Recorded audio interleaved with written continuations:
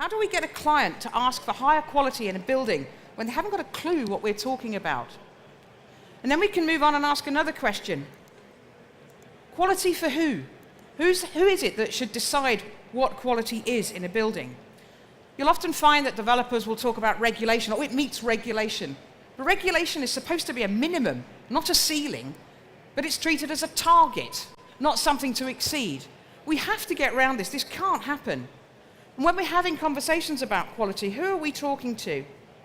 We often have binary conversations. The design team go out and talk to one stakeholder at a time.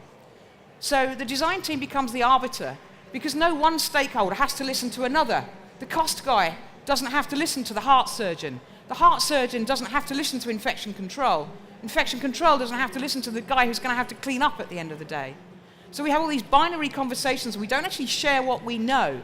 So we have a single arbiter in a design team often who makes the decision about who trumps who, whose voice is loudest. And sometimes that means with a very, very strong stakeholder, one of the big guys, if you like, their ideas will get through because they've got the loudest voice, or they've got the checkbook.